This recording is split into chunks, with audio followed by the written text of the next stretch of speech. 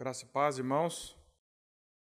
Vamos ler a palavra de Deus na primeira carta de João, dando sequência aos nossos estudos na carta de João. Capítulo 2, 1 João capítulo 2, dos versos 1 ao verso 11. Diz assim a palavra de Deus: Filhinhos meus, estas coisas vos escrevo para que não pequeis. Se, todavia, alguém pecar, temos advogado junto ao Pai, Jesus Cristo, o justo. E ele é a propiciação pelos nossos pecados, e não somente pelos nossos próprios, mas ainda pelos do mundo inteiro. Ora, sabemos que o temos conhecido por isto, se guardamos os seus mandamentos. Aquele que diz, eu conheço e não guardo os seus mandamentos, é mentiroso, e nele não está a verdade. Aquele, entretanto, que guarda a sua palavra, nele verdadeiramente tem sido aperfeiçoado o amor de Deus. Nisto sabemos que estamos nele. Aquele que diz que permanece nele, esse deve também andar assim como ele andou.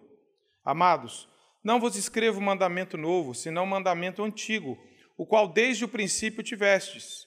Este mandamento antigo é a palavra que ouvistes.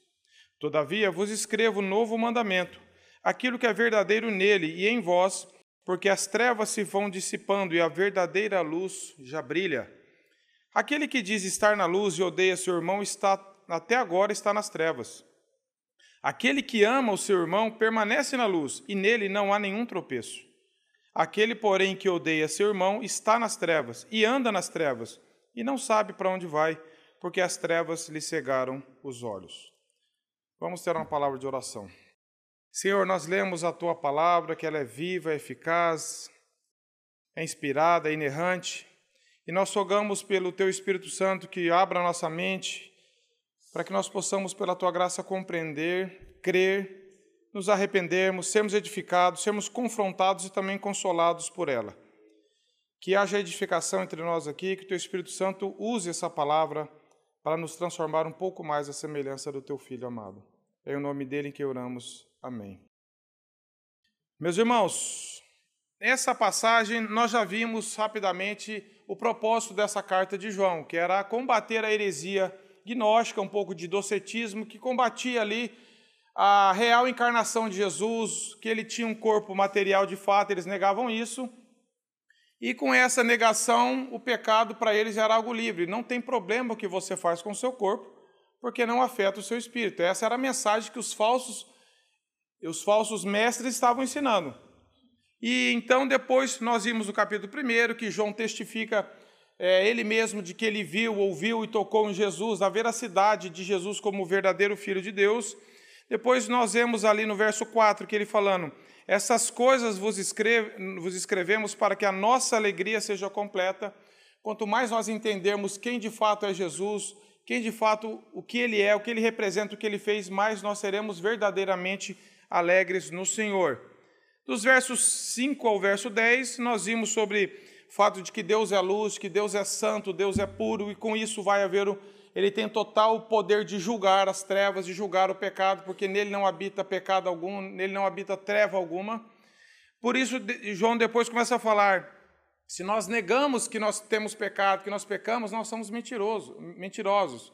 Depois ele fala para nós confessarmos os nossos pecados. Por que tanta palavra pecado? Porque os gnósticos estavam falando que não existe pecado. E você pode viver do jeito que você quer. Que não tem problema o que você faz com o seu corpo. E por isso que João está falando, confesse o pecado. Se você diz que ama a Deus, mas vive no pecado, ele fala pecado nas trevas, você viver nas trevas, você viver na prática do pecado, sem arrependimento, sem ser incomodado. Então João está combatendo severamente isso. E agora nós vemos, chegando aqui no capítulo 2, é interessante essa primeira expressão que ele fala, filhinhos meus. João fala de forma amorosa para aqueles irmãos, para aqueles crentes, mas o tom amoroso de João não faz com que ele negocie a verdade. João não está passando a mão na cabeça dele, falando, coitadinho de vocês, a vida é assim mesmo. Ele está falando, filhinhos meus, isso indica que ele era tanto como um pai espiritual para eles, de maturidade, quanto de uma idade avançada já. João tinha essa autoridade sobre eles. E João nunca negocia a verdade, nunca é menos severo do que precisa ser para combater o pecado, mas ao mesmo tempo ele é amoroso, porque ele quer salvar aquelas pessoas, ele quer tirar as pessoas do engano. Então, amor e severidade com o pecado, elas podem andar juntos, nós aprendemos isso aqui. Eu não preciso ser frouxo para falar do pecado, com medo de assustar as pessoas, e também não preciso ser excessivamente severo sem amor, para que as pessoas também não se afastem da palavra de Deus. Então nós vemos aqui esse tom amoroso, filhinhos meus. Essa expressão é quase que exclusiva de João, ela aparece 7 vezes nessa primeira carta de João. Filhinhos meus, meus filhinhos, um tom amoroso, mas logo em seguida nós vemos João chamando as pessoas de mentirosas, se elas estão negando. Chamam os falsos mestres de hereges, de anticristo. Depois ele volta para os crentes, filhinhos meus.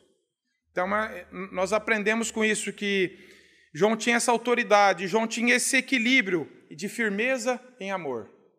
Nem só firmeza, nem só amor. É assim que nós devemos ser com os nossos próprios filhos, não é mesmo? Firmes em amor.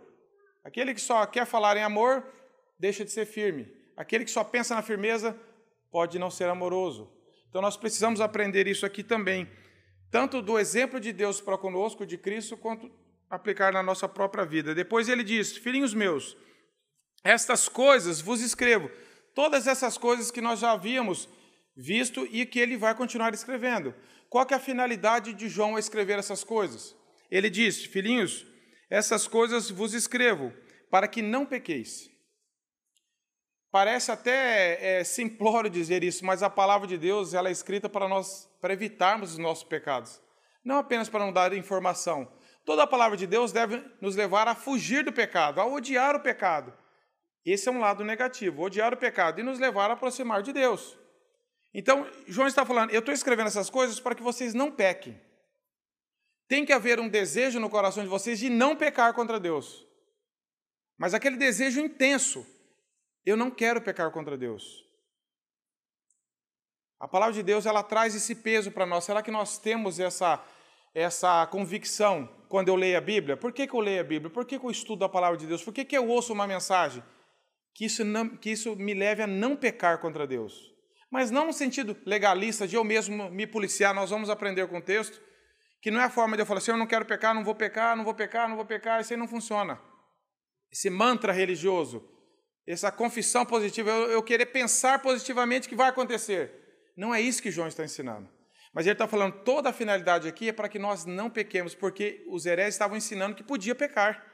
Que você consegue conciliar, conhecer a Deus e viver no pecado, porque o corpo não tem problema, o corpo era mau, a matéria é má, eles diziam. E João está falando, não é mau, todo o nosso corpo deve ser um instrumento de santidade e santificação diante de Deus. Então João está falando, para que não peque. E é interessante que movimentos religiosos, que eu digo religioso aqui no sentido pejorativo, não cristão, eles negligenciam o pecado. Eles fazem poucos casos do pecado. Não há mensagem sobre o pecado, porque isso assusta as pessoas. Você não é tão mal assim, não tem problema, é uma fraqueza, é um desvio de caráter, é tudo menos pecado.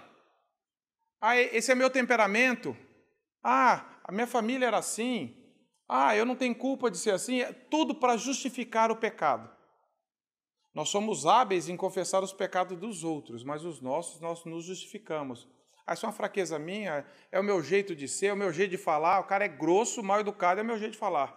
É mentiroso, mas é o meu jeito de ser. E a Bíblia chama isso de pecado.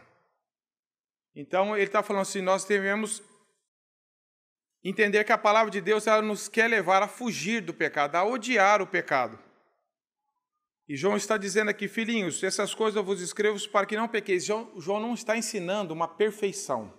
Vocês não podem pecar. Se vocês pecarem, vocês não são filhos de Deus. Não é isso que João está ensinando. Nós vamos, na sequência do próprio versículo, ele diz assim, se todavia pecarmos. O que João está falando é que o objetivo de todo cristão deve ser, eu não quero pecar contra Deus, em pensamento, em atitudes, em comportamento, esse deve ser o nosso desejo ardente diante de Deus, suplicando pela graça de Deus, Senhor, me ensine a odiar o pecado, a fugir do pecado, a não cair em tentação, a confessar o pecado se eu pecar, o que João está ensinando agora. Não pequeis. Não foi isso que nós lemos lá no Evangelho de João, quando Jesus falou para a mulher adulta, vai e não peques mais? No sentido, vai e lute para nunca mais pecar. Fuja dessa vida. Não aceite mais esse comportamento em você.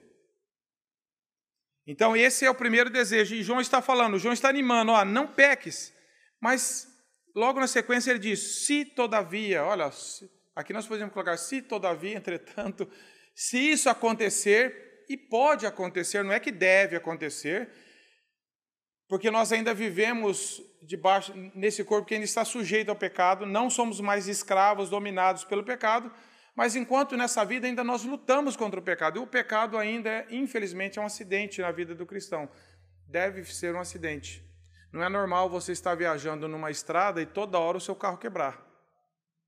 Mas se acontecer dele quebrar alguma vez, você não fica contente se o teu carro estraga, se daqui para Maringá 100 km, teu carro estragar um monte de vezes. Você fala, tem algum problema. Mas se em algumas viagens ele quebrar, você vai lá e arruma. O que João está falando, tentem viver lutando contra o pecado, mas sabendo que nessa vida é impossível não pecar, infelizmente.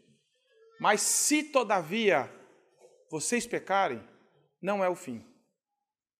Para aqueles que estão em Cristo, não é o fim. E o que João está falando, se todavia alguém pecar, isso fala de uma possibilidade, não de algo que deve acontecer. Se todavia alguém pecar, não é o fim. O pecado é uma coisa grave, uma coisa gravíssima, que levou nosso próprio Senhor à cruz. Mas para o cristão não é o fim. Por isso que João está falando, não peque. Mas se você pecar, não é o fim. Você não vai ser fulminado como cristão da presença de Deus. Porque se pecarmos, temos advogado. E João está falando, temos advogado junto ao Pai, Jesus Cristo o justo. Olha as características desse advogado, irmãos. Advogado com letra maiúscula, Jesus Cristo, para novamente enfatizar que Jesus é o Filho de Deus e Cristo ele é ungido de Deus. Nessa primeira carta de João, ele sempre une essas duas expressões, para dizer que Jesus é o Filho de Deus, encarnado, e que ele é o Cristo ungido de Deus. Temos advogado junto ao Pai, Jesus Cristo, o justo. É um advogado justo, perfeito. Então, o que nós estamos aprendendo aqui é que se nós pecarmos, nós podemos recorrer, nós devemos recorrer. O que João está dizendo assim, não advogue em causa própria. Não se defenda. Não chega diante de Deus e fala assim, Senhor, está aqui, eu pequei, mas eu mesmo vou apresentar a minha defesa. Não faça isso. Nós temos que recorrer àquele que é o advogado justo, que nos advoga a nosso favor junto ao Pai, que ele é justo. Não tente se explicar, não tente se justificar, não tente defender a sua própria causa como se houvesse bem em você e em mim mesmo. O que João está falando é que o que se perde ao pecar não é a filiação, é a comunhão. É o desfrute daquela comunhão com Deus, aquela intimidade. Como acontece com os nossos filhos. Quando os nossos filhos ofendem, desobedecem, eles deixam de ser nossos filhos? Não.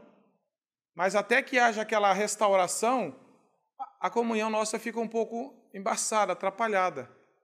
Mas eles deixam de ser filhos. O que João está falando, se você é um cristão, se você nasceu de novo, se você crê em Jesus Cristo, esse Jesus que é apresentado aqui, você vai lutar contra o pecado. Você não vai admitir, peco mesmo, quem nunca peca, é assim mesmo. Não, há um desejo em nós de não pecarmos. E quando nós pecarmos, você não vai tentar se justificar. Você não vai tentar comparar com os outros.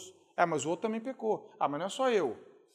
Mas se ele confessar, eu também vou. Recorra ao advogado, recorra a Jesus, que é justo. E ele disse, então, que o pecado é um acidente na nossa vida. Se, todavia, alguém pecar, temos o advogado.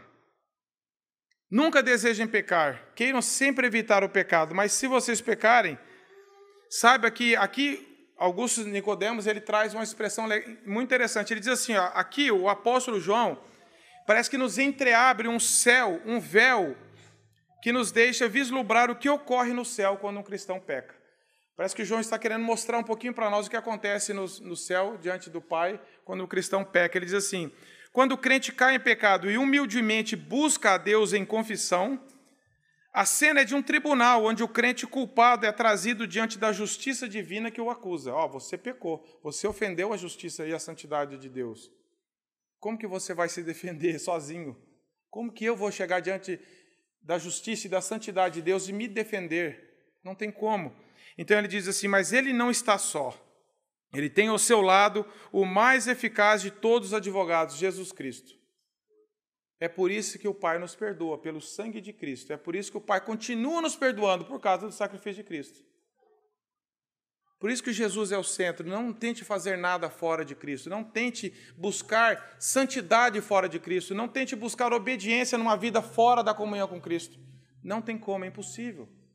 Nós devemos estar sempre nessa dependência do Senhor. A figura aqui, volto a repetir, é de uma corte, onde o requerente precisa de alguém, você precisa de alguém para se defender. Por isso que quando você procura um advogado no sistema terreno, você está procurando alguém capacitado para te defender, te representar perante o tribunal, perante o juiz. Você fala, eu não consigo me defender. Então você contrata um advogado e ele vai te defender. Só que no caso, esse advogado não vai tentar provar a nossa inocência. Ele não vai querer falar, esse aqui é inocente, coitado. Ele não vai tentar, ele sabe que nós somos culpados, ele sabe da nossa gravidade. Ele não vai nem criar atenuantes para tentar aliviar o nosso pecado, amenizar o nosso pecado diante do Pai. Porque ele vai falar assim, ele é pecador, ele é injusto, mas o meu sangue pagou os pecados dele. É por causa do sangue de Cristo em nós.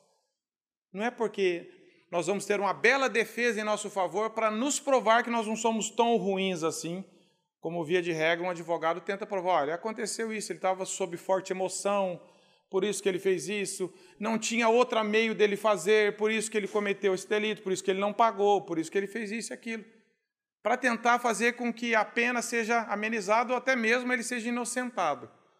Mas não é esse o caso. Nesse caso, o advogado mostra que nós somos pecadores e que nós não estamos em boas condições e nós somos incapazes de nos defendermos. Não tente ser o seu próprio advogado. Nosso advogado não defende a nossa inocência. Aqui, John Stott diz que descreve alguém convocado para a assistência de outrem.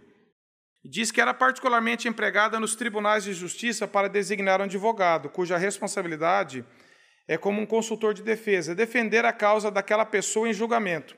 Então ele diz, Cristo defende a nossa causa contra o nosso acusador, lá Apocalipse 12:10. Diz que Satanás é o nosso acusador, junto ao Pai, que ama e perdoa os seus filhos. Quando nós pecamos, nós não precisamos de nova justificação. Isso não existe. Nós precisamos de desfrutar do perdão de Deus. Não é que você deixou de ser filho, agora você tem um advogado para te tornar filho de novo. Não é essa a questão. É apenas para que você continue desfrutando do perdão de Cristo na cruz. Nós precisamos do perdão. E João Calvino traz isso de forma interessante. Ele diz assim, a intercessão de Cristo, o fato de Cristo ser o nosso advogado, é a continuada aplicação da sua morte à nossa salvação. A morte de Cristo continua tendo efeito a todos nós, sempre. Não precisa de novo sacrifício, não precisa de nada novo.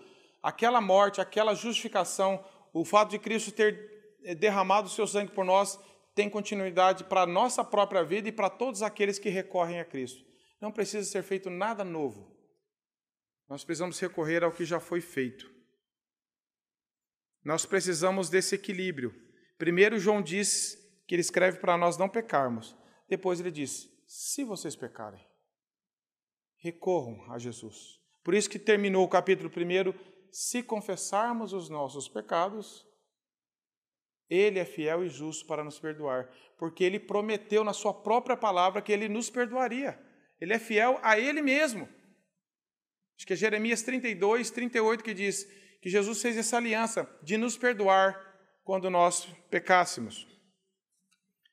Depois, João continua aqui, no capítulo 2 agora, capítulo 2, verso 2. Além de ser o nosso advogado, João diz, e ele é a propiciação pelos nossos pecados. Essa propiciação significa remover a ira de Deus, apaziguar a ira de Deus, desviar a ira de Deus em nosso favor. o sacrifício, não é que Jesus ele fez propiciação, ele mesmo é a propiciação pelos nossos pecados. É a vida dele, o sangue dele, a perfeição dele que desviou a ira de Deus que era para cair sobre nós e caiu sobre ele na cruz. O sangue dele derramado nos perdoou, apaziguou a ira de Deus sobre nós, porque todo pecado promove essa ira santa de Deus contra o pecado. Deus não pode ser indiferente com o pecado. Mesmo quando nós pecamos, nós cristãos, quando nós pecamos, nós ainda ofendemos a santidade de Deus. E Deus, esse já está salvo, não me irrita mais o pecado dele. Irritar no sentido de ofender a santidade dele. Todo pecado precisa ser tratado de forma justa. E a forma justa de tratar com o pecado é Jesus Cristo, o justo. Ele nos perdoou de forma justa, não contrária ao seu próprio caráter. Então aqui diz... D.A. Carson também diz assim, a expressão aqui significa remover a ira. Jesus mesmo é o sacrifício que desvia a ira de Deus, tirando os nossos pecados. É a própria pessoa de Cristo. Desvia a ira divina, Carson continua, há a ira divina contra todo o pecado. Romanos 1,18 diz isso. E o perdão não significa ignorar o pecado, nós sabemos disso. Então ele diz, a propiciação, a remoção da ira, não é o significado completo da obra salvífica, mas é a primeira parte que já remove a ira de Deus sobre o pecador. Propiciação, então, é aquilo que propicia, que torna propício. Como que nós tornamos propícios a Deus? Que faz tornar favorável, sacrifício de expiação. É interessante que a palavra propiciação era usada no mundo pagão também.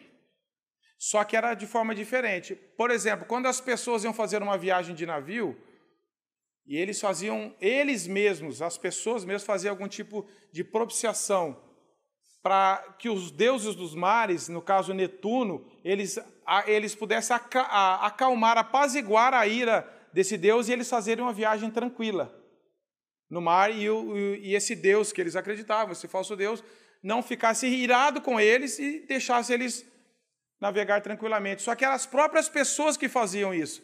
E João aqui traz alguma coisa totalmente inversa, falando, não tente aplacar a ira de Deus, você. Jesus foi que fez isso.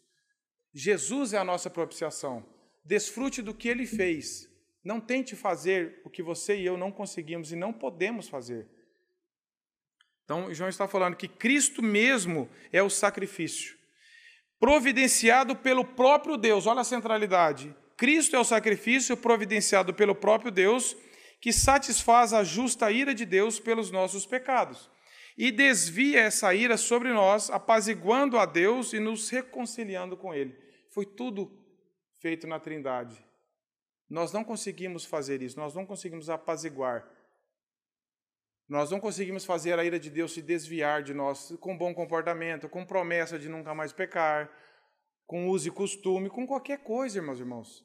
A nossa segurança está no que Cristo fez. Por isso que nós dependemos sempre dele, tanto para ser salvos, quanto para continuar sendo salvos, para crescer em santificação e para ele nos apresentar diante do Pai. Então, propiciação é isso, é satisfazer, foi o que Cristo fez. Ele é a propiciação pelos nossos pecados. E depois João diz, não somente pelos nossos próprios, mas pelos do mundo inteiro. Como assim? Será que João está falando que todo mundo vai ser salvo com a morte de Cristo? Será que João está ensinando o universalismo? No final, todo mundo vai ser salvo? Não é isso que João está falando. Nós sabemos que a Bíblia não ensina isso. Vários textos que nós podemos estudar não ensinam isso. João mesmo disse que, lá na oração de João 17, ele disse que ele está rogando pelos seus, por aqueles que Deus deu a ele. E o entendimento que eles têm, que os estudiosos têm nesse caso, eles dizem que a morte de Cristo, ela tem poder, ela não é limitada em poder para salvar o mundo todo, mas a eficácia dela é para os eleitos, é para aqueles que Deus chamou, é para aqueles que crerão no Evangelho. Então aqui nós temos essa posição. João Calvino mesmo diz, eu trouxe para os irmãos, para nós vermos que nós estamos amparados em homens, há muitos que já estudaram mais do que nós, que Deus deu esse entendimento. João Calvino mesmo diz, apesar desses comentários de que o sacrifício de Cristo tem poder, mas foi eficiente para os cristãos, para aqueles que creem, João Calvino diz, apesar desses comentários serem verdadeiros, e são, eles não dizem respeito a essa passagem específica. A frase mundo inteiro, aqui entre aspas, né, que João cita, mundo inteiro, está relacionada não a cada criatura feita, pois então os anjos caídos compartilhariam da redenção de Cristo, se fosse para todas as pessoas individuais do mundo inteiro. E ele diz, a palavra mundo inteiro descreve o mundo em sua totalidade, não necessariamente em sua individualidade. E é que João está ensinando, a salvação de Cristo não é só para aqueles cristãos ali de onde João estava ensinando, mas ela alcança cristãos de todas as nações, povos e raças. Não está limitada a um grupo específico, só cristãos desse continente, só dessas pessoas, mas ela alcança pessoas de todas as nações que Deus tem espalhado pelo mundo. Esse é o sentido que o próprio Simon Kistemaker, que tem um comentário sobre João, ele diz que em outro contexto, por exemplo, João distingue filhos do diabo. Em 1 João 3,1 mesmo ele diz, como que nós podemos crer que todo mundo vai ser salvo se próprio João, na sua primeira carta, chama alguns de filhos do diabo? Por isso que João não está ensinando o universalismo, que todo mundo é filho de Deus, que todo mundo vai ser salvo. E ele dizia, então, conclui que Cristo entregou sua vida por nós, no verso 16. Jesus morreu por todas as pessoas que creem nele, que Deus mesmo chamou, e vai chamar ainda até o fim, que vem de todas as nações, tribos, povos, línguas e raças, como a grande multidão que ninguém pode enumerar. É esse o sentido. Tem um livro de Joe Owen que diz Por quem Cristo morreu. Explica bastante essa questão. Então, nós aprendemos aqui que a morte de Cristo, ela atingiu não só aquele grupo da Ásia ali que João estava descrevendo, aqueles crentes, mas ela alcançou e tem alcançado pessoas de todas as tribos, povos e nações. Na sequência, meus irmãos, então nós vimos que para nós não pecarmos, se pecarmos, quando acontecer, temos um advogado, não advoguemos em causa própria, Jesus mesmo é a propiciação pelos nossos próprios pecados. E ele diz agora sobre a conduta cristã, diante dessas verdades, para que elas não fiquem só no campo assim, de conhecimento intelectual. O que é conhecer a Deus? É relacionar com Ele. Se nós conhecermos a Deus, não é que eu conheço sobre Deus, eu conheço o próprio Deus, eu tenho um relacionamento com Ele, né, de intimidade, de um relacionamento pessoal. Então, João vai começar a falar agora um pouco sobre o caráter da nossa conduta, sobre se nós somos cristãos, se realmente nós cremos, se realmente nós temos Cristo como nosso advogado, qual que é a implicância, qual que é a importância prática disso na minha e na sua vida? João está falando no verso 3, ora, sabemos que o temos conhecido por isto. Quando eu leio bastante livros, quando eu escrevo coisas, não. Olha o que João fala, nós sabemos que temos conhecido por isso, se guardarmos os seus mandamentos. Guardar os seus mandamentos não é você saber os mandamentos, é você ter eles no coração, como nós lemos lá no Salmo 119, verso 11. Guarda a tua palavra no coração para não pecar contra ti. Veja como o salmista fala lá, eu guardo a palavra no meu coração, não apenas no meu conhecimento, mas no meu coração que envolve todas as minhas emoções, afetos e vontades. Por que eu guardo essa palavra? O salmista diz de forma tão paralela e junto com João, eu guardo a tua palavra para não pecar contra ti. Essa é a finalidade de nós amarmos, estudarmos e conhecermos a Cristo, para lutarmos contra o pecado. Então agora nós vamos aprender que a prova de que eu conheço a Deus, sabemos que o temos conhecido, se eu tenho guardado os seus mandamentos. Aí cumpre aqui para nós. Você tem dado prioridade na sua vida em conhecer a palavra de Deus e se relacionar com Deus? Se nós perguntássemos aqui, quantos conhecem a Deus? Quantos julgam conhecer a Deus? Talvez todos nós levantaríamos a mão dizendo que sim, mas quantos de nós temos guardado a palavra de Deus? Não de forma perfeita, mas temos meditado nela, como lemos lá em Josué 1:8, Salmo 1, não cesse de falar desse livro, medita nele dia e noite, estude a palavra de Deus, ore sobre ela e peça que Deus guarde essa palavra no seu coração para você não pecar contra Deus. Isso é uma evidência de que nós temos conhecido a Cristo. Quando nós guardamos os seus mandamentos, guardar no sentido de obedecer, de observá-lo e falar, Senhor, é por aqui que eu devo andar. Desses mandamentos seriam um norte para a sua e para a minha vida. na forma que você vive na sua casa, no seu trabalho, na vida da igreja. A palavra de Deus ela tem dirigido, ela tem guiado os seus passos, os seus pensamentos, o seu falar, o seu agir, o seu relacionar. Ela tem dominado mais a nossa vida, tudo que nós fazemos. Conhecer a Deus implica em aprender sobre Ele, lógico, mas implica em amá-lo, em relacionar com Ele. Não tem como nós amarmos se nós não conhecemos, não sabemos quem Ele é. Mas é possível que você apenas aprenda sobre Ele e continue vivendo de forma errada. Se aquilo não foi, se não desceu para o seu coração, se você não creu de fato naquilo. Essa é a marca distintiva de um cristão. Ele quer obedecer a Deus. Com dificuldade, sim. Mas há um desejo que Deus mesmo colocou no coração dele, de obedecer a palavra de Deus, de guardar a palavra de Deus, ser guiado por ela. Então João diz, nós sabemos, não há dúvida de que nós temos conhecido, que nós temos tido esse desejo, cada vez mais crescente, de conhecer a Deus. E o contraste está no verso 4. Aquele que diz, eu conheço, e não guarda os seus mandamentos, é mentiroso. Nós já vimos como João usa esses contrastes, né? De falar que conhece, mas é mentiroso. Eu faço isso, mas eu falo uma coisa, mas vivo outra. João volta a falar isso. Aquele que diz, eu conheço, você pode falar, eu posso falar. Mas se eu não guardo os seus mandamentos, se eu não tenho eles no meu coração, se eu não oro, Senhor, eu preciso ser guiado por isso. A tua palavra é a minha regra de fé e prática. Eu dependo dessa palavra para viver, para respirar, para continuar crendo, que o Senhor use a sua própria palavra para me guiar. Se eu não tenho esse desejo, meus irmãos, João está falando, aquele é mentiroso. Eu falo bonito, mas eu não tenho interesse pela palavra de Deus, nenhum. Eu abandono a meditação na palavra, os mandamentos de Deus para mim não tem importância. Eu posso até achar bonito, mas não guardo. Não quero obedecer. Não oro para que Deus torne isso uma realidade na minha vida. E João está falando. Então nós somos mentirosos. E nele, nessa pessoa, não está a verdade. João já tinha dito isso em outras passagens.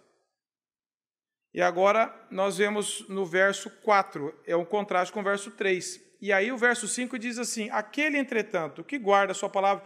Quantas vezes João usou essa expressão, meus irmãos? Verso 3, guardar os mandamentos. Verso 4, aquele que não guarda os seus mandamentos. Verso 5, entretanto, aquele que guarda a sua palavra. Veja como João é enfático nisso. Nos 3 versículos sequentes, João fala essa mesma expressão. E aqui ele diz, aquele, entretanto, que guarda a sua palavra, nele verdadeiramente tem sido aperfeiçoado o amor de Deus. O amor de Cristo tem transformado essa pessoa cada dia mais. O amor dele está transformando, está aperfeiçoando, está cada dia mais transformando essa pessoa à semelhança de Cristo. O amor de Cristo está transformando essa pessoa. Não é o nosso amor que está nos transformando. Não é o meu amor por Deus que me transforma. É o amor dele. Porque tudo começa em Deus. A origem do amor é Deus. A Bíblia diz em 1 João mesmo, 4,19, nós o amamos por quê? Porque ele nos amou primeiro. É o amor de Deus que nos constrange, que nos faz amá-lo também. Então diz aqui, aquele, entretanto, que guarda a sua palavra, nele verdadeiramente. Há uma realidade na vida dessa pessoa. Há uma realidade. Tem sido aperfeiçoado o amor de Deus, porque se o amor de Deus não atuar na nossa vida, nós não guardamos a palavra de Deus. É Deus quem nos preserva. Então João diz, nele verdadeiramente tem sido aperfeiçoado o amor de Deus. E aqui ele volta no final do verso 5, ele diz assim novamente, nisto sabemos que estamos nele. Como que nós podemos saber que nós estamos em Cristo? É apenas pela nossa confissão verbal? Apenas pela nossa frequência na reunião da igreja? Não. Nisso sabemos que estamos nele. Aquele que diz que permanece nele, porque a graça de Deus ela não é estática. Se nós diz que nós estamos em Cristo, nós permaneceremos nele pela graça dele. Aquele que diz que permanece nele, olha só, volta para a questão prática. Primeiro ele fala assim, você está dizendo que você permanece em Cristo. Agora vamos ver, é um teste moral. Vamos ver. O que ele diz? Esse deve também andar como ele andou. Fala de um viver diário, de uma prática. Nós começamos a querer imitar a Cristo, porque nós já estamos nele. Uma vez eu li uma frase de Martim Lutero que me marcou, eu anotei ela aqui. Lutero diz assim, não é a imitação que nos torna filhos, é a filiação que nos torna imitadores. Não é tanto de você querer imitar que você vai se tornar filho de Deus, mas o fato de você ser filho de Deus, você vai querer imitá-lo. É o que o João está falando. Aquele que permanece nele vai andar como ele andou. Você, claro, não perfeição, mas você fala, Senhor, o meu guia aqui. Você vai querer endireitar a sua vida sempre pelo padrão das Escrituras. A sua consulta vai ser a palavra de Deus. A sua referência firme é a palavra de Deus. Não é o teu temperamento, não é as suas emoções, não são o que outras pessoas dizem, mas é a palavra de Deus. E eu acho interessante que não basta guardar a palavra de Deus, nós devemos, se nós guardamos verdadeiramente, isso vai tornar prática na nossa vida. Eu guardo a palavra de Deus para que essa palavra me transforme. Não tem como eu falar que eu guardo a palavra de Deus e não há transformação nenhuma na minha vida. João está falando, se você guarda a palavra de Deus, você vai começar a andar como Jesus andou. E como que Jesus andou? Lógico, ele andou perfeitamente, mas em obediência ao Pai, que fala de obediência. Nós devemos andar em obediência a Ele. Como está o seu grau de obediência? A obediência, tem um livro de Andrew Moore que diz, nós estamos na escola da obediência. Ninguém se forma nessa escola, nessa vida. Nós estamos eternamente, enquanto nessa vida, eternamente nessa vida, precisando dessa prática da obediência à palavra de Deus. E é interessante aqui, eu fiquei pensando que muita gente, meus irmãos, anda por onde Cristo andou. Geograficamente. Mas não anda como ele andou. Você pode, e eu posso, e quantas pessoas podem percorrer o caminho por onde Jesus andou enquanto ele esteve nessa terra. Mas você pode fazer isso sem andar como ele andou na sua vida espiritual. Isso não vai resolver. Eu andei por onde Jesus andou, eu fui lá onde Jesus... Não há nada de místico nisso. Se você não crê nele, você pode andar por onde ele andou. Mas se você não andar como ele andou nessa vida, não há salvação, não há uma evidência de salvação. Mas se você anda como ele andou e tem a oportunidade de andar por onde ele andou, aí, eu nunca fiz isso, andei por onde ele andou, mas deve ser muito bom. Você crendo nele e você ser edificado também, andar por onde ele andou. Mas só andar por onde ele andou não resolve.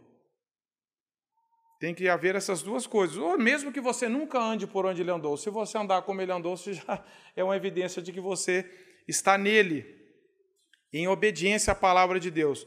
Depois João continua aqui. Amados, verso 7, não vos escrevo mandamento novo, senão mandamento antigo, o qual desde o princípio tivestes. Este mandamento antigo é a palavra que ouvistes. João está falando aqui, amados, eu não estou inventando nada novo. Esse mandamento que ele está falando aqui agora de amar o próximo, ele está lá em Levítico, capítulo 39. Esse é um mandamento antigo, tanto da palavra de Deus do Velho Testamento, quanto de uma coisa que vocês estão ouvindo desde que vocês foram convertidos. Vocês já ouviram sobre obediência, sobre amar o próximo, não é uma coisa nova que caiu agora. Isso já é uma palavra de Deus. Mas depois João diz no verso 8, todavia vos escrevo um novo mandamento, aquilo que é verdadeiro nele e em vós, porque as trevas se vão dissipando e a verdadeira luz já brilha. João está falando, esse mandamento já existia, mas agora ele se torna novo com a realidade de Cristo. Ele se torna mais profundo, mais verdadeiro. Por isso que ele está falando no verso 8, vos escrevo novo mandamento, aquilo que é verdadeiro nele e em vós. A vinda de Cristo, a morte dele, a ressurreição dele tornou isso mais vivo, mais profundo para nós. Por isso que nesse sentido é algo novo, não de algo assim que não existia antes, agora vocês têm que fazer. Mas que agora é uma realidade muito mais profunda, muito maior. E no verso 8 ele diz, porque as trevas se vão dissipando, a verdadeira luz já brilha. Nós falamos aqui que trevas é viver na ignorância da palavra de Deus. E luz significa nós vivermos debaixo da presença de Deus, do temor de Deus. É o que João está ensinando. Ele adquiriu agora um sentido novo e uma profundidade em Cristo. E agora no verso 9, diz assim, aquele que diz estar na luz e odeia seu irmão, até agora está nas trevas. João parece que ele fecha mesmo o cerco, né? Ele vai apertando. Então, fala assim, eu já mostrei para vocês que se vocês guardam os mandamentos, vocês têm que... A evidência disso é que vocês têm uma vida de obediência a Deus. que vocês lutam para não pecar, mas quando pecam, não tentam advogar em casa própria, vocês recorrem a Jesus. E agora vocês estão falando que ele diz aqui no verso 9, aquele que diz estar na luz, uma das outras evidências é o amor fraternal. Aquele que diz estar na luz e odeia seu irmão, até agora está nas trevas. Eu acho muito interessante que, assim como nós, pais, nós não queremos que os nossos filhos digam apenas que nos amem, os pais, mas nós queremos que eles digam um para o outro, para os irmãos, eu também te amo. Isso é um desafio para nós, pais. Nós não apenas levarmos os nossos filhos a nos amarem, mas eles se amarem entre eles como irmãos. E João aqui está dizendo, se vocês dizem que estão na luz, que conhecem a Deus, que conhecem a santidade de Deus, vocês não podem viver nas trevas odiando o seu irmão. É preciso que haja um amor fraternal. E ele diz que para João, não amar era o mesmo que odiar. E aí tem aquela história, eu não amo, mas também não odeio, né? Sou indiferente, é uma forma de odiar. Eu sou neutro, não tem neutro. João, ele nos dá um mandamento positivo, aquele que não ama. Não é aquele que também não odeia apenas. Ele vai falar na carta dele que nós devemos amar. Então, quando ele diz aqui, aquele que diz estar na luz e odeia o seu irmão, até agora está nas trevas. Depois ele diz no verso 10, aquele que ama o seu irmão, veja, ama o seu irmão, permanece na luz. Não é que ele vai para a luz porque ele amou, é uma evidência de que ele já está na luz, ele permanece. Porque só é possível nós nos amarmos se nós estivermos em Cristo. Não é o meu amor que vai fazer eu andar na luz, é pelo fato de eu andar na luz que eu consigo amar. E no verso 10 ele diz, permanece na luz e nele não há nem tropeço. No sentido de que ele não vai ser uma causa de tropeço para ninguém, não vai ser um escândalo como cristão. Aquele cara ali é cristão, aquela pessoa é cristã, eles se odeiam, ele odeia. Como que pode falar que não vai ser uma causa de tropeço e ele mesmo não vai viver tropeçando nos pecados? Há os dois entendimentos.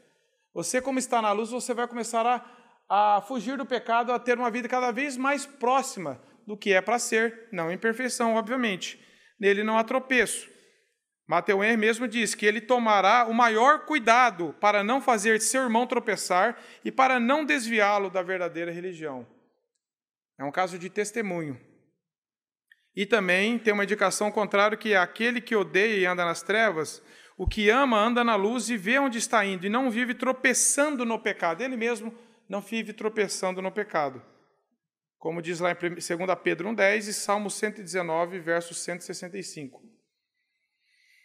Então, João aqui no verso 11, para terminar, meus irmãos, ele diz, aquele, porém, que odeia o seu irmão está nas trevas e anda nas trevas e não sabe para onde vai, porque as trevas lhe cegaram os olhos. João descreve aqui a situação real daquele que não ama. Trevas é escuridão moral e espiritual. A pessoa está cega, ela não viu ainda o que Deus fez nela, ela não viu que Deus é luz, que Deus é amor, que Deus o ama e que Deus quer levá-lo a relacionar em amor com seus irmãos. Ele está ignorante para tudo isso. A religião dele é só mental, é só teoria, mas ele não consegue amar as pessoas porque em Cristo mesmo amou. E capacita-nos a amar esse relacionamento. Citando de novo Nicodemos, ele diz que a indiferença é uma das formas de ódio mais comum, meus irmãos. A indiferença é uma das formas de ódio mais comum. É eu ver a necessidade de alguém e dar de ombros. Não é que eu vou conseguir solucionar todos os problemas, mas se eu não posso me pôr diante de Deus por orar para aquelas pessoas e tentar ajudar de alguma forma, se eu dou de ombros, e eu falo, eu amo, mas também não odeio, o João está falando, não tem como. Então, o amor é algo ativo, não é só sentimento. Eu sinto que eu amo, é algo prático. Nós devemos ter cuidados uns dos outros, demonstrar amor pelos nossos irmãos. A primeira carta de João, então, meus irmãos, ela nos desafia a viver um cristianismo prático. Será que como você e eu estamos nos relacionando primeiro com Deus? Quando você peca, você tenta fazer promessas de melhoria para Deus? Ou você recorre ao sacrifício de Cristo? Ou você confessa os seus pecados? O que você faz quando você peca? Você luta contra o pecado, meus irmãos? Será que nós temos lutado contra o pecado? Não é assim, eu não gosto muito de pecar. Não é assim. É um desejo forte de não pecar, de guardar a palavra de Deus. Senhor, não me deixe cair em tentação. Não me deixe pecar.